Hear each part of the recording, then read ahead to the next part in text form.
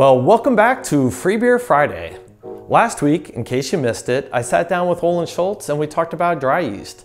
Seems kind of like an odd topic to go over, but in reality, I've been using it a lot lately, and mostly I'm using it because it makes my life a little more stress-free. And over the years, I brewed a lot of beer and I go down rabbit holes. Learned how to weld, I learned how to do water chemistry, and those things can be fun in and of themselves. However, they can also get you to a point of it being a roadblock. I don't want to brew this week because I got to make a starter, I got to spend a few hours doing the chemistry of my water before I brew.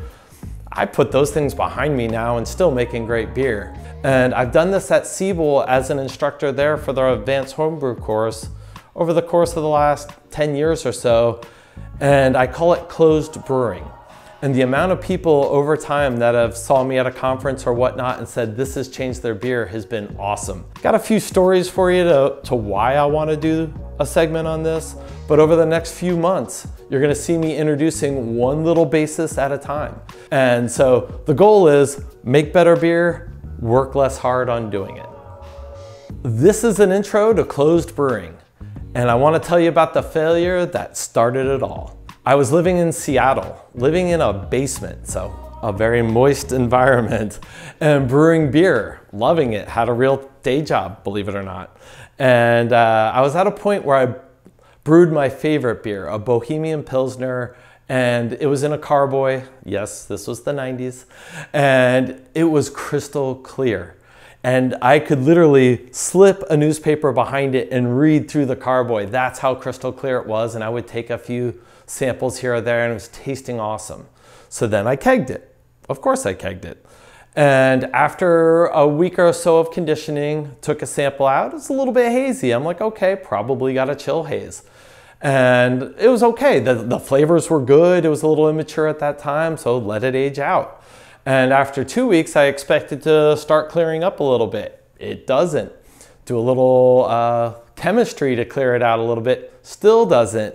And I'm sitting there looking at this beer a month after it's been kegged, and it's just continuing to haze further and further. And that's where I was disheartened. The malt profile wasn't there that I wanted. The hop backbone was just gone, and I was very disappointed. And those are the types of things that, you know, probably make some people quit this hobby, especially if they're giving it out to their friends. Luckily, I'm my worst critic, so I never gave that beer to anyone. But what it made me do was think why. What happened? What could I do better next time?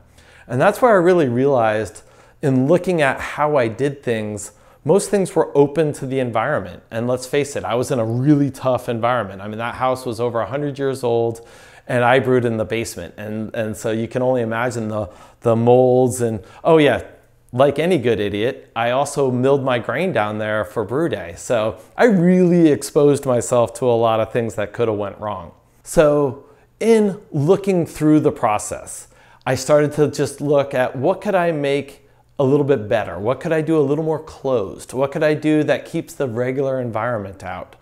And over time, that took on like its own, unfortunately, OCD habits of everything. But what I found in reality is there's a nice mix of things that we can do to limit the exposure we get to airborne bacteria and wild yeast and such that don't cost us anything. They don't cost us any extra time.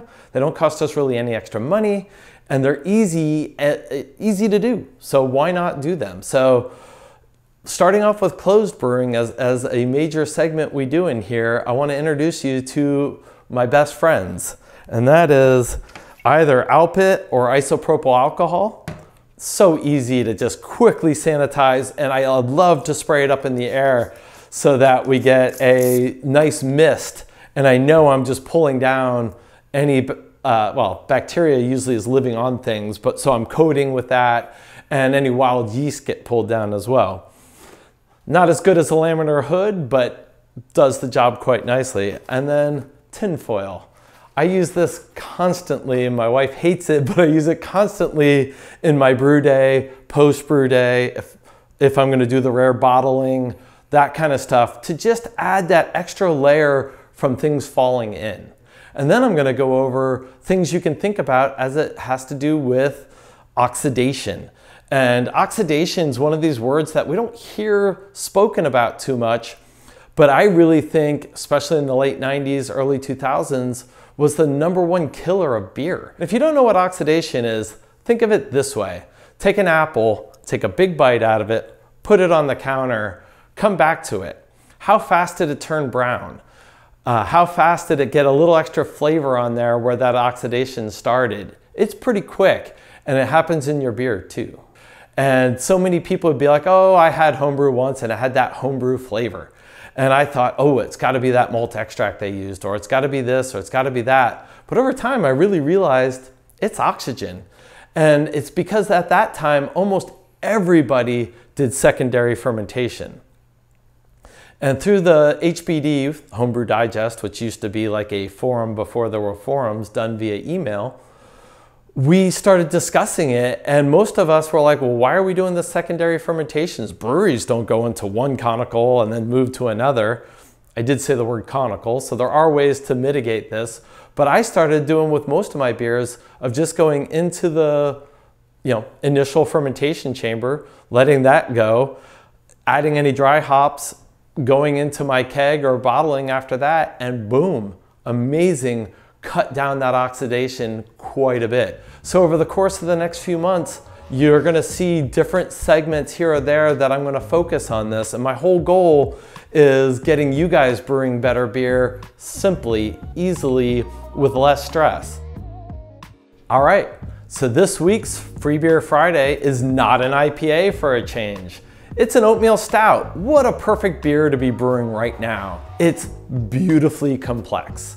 Huge mouthfeels, wonderful roasted notes and flavors. I brewed that one myself several times and get nothing but compliments on it. So to win, we're gonna choose 5 random people who help us choose our catchphrase. So from our first episode, we asked you guys to help us make a catchphrase. And now that we have over 150 catchphrases sent in, blown away by that amount, I was hoping for 10. So Old Man Graham wants to read off a few of them to you. Got to get these on. See which ones you guys like. View it to brew it.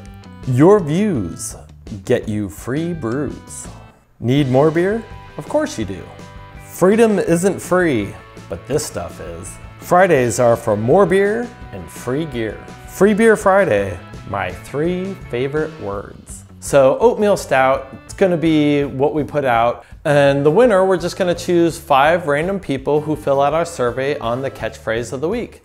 So go to morebeer.com/Free Beer Friday and look for this week's survey, or poll actually, where we're gonna ask you guys to help choose what our catchphrase is gonna be.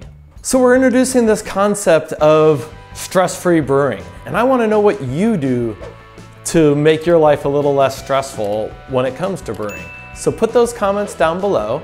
Also, if there's an area that you want clarification on, what does a rolling boil look like? How do you do this? Feel free to put those questions in there as well, and we'll address them in future episodes.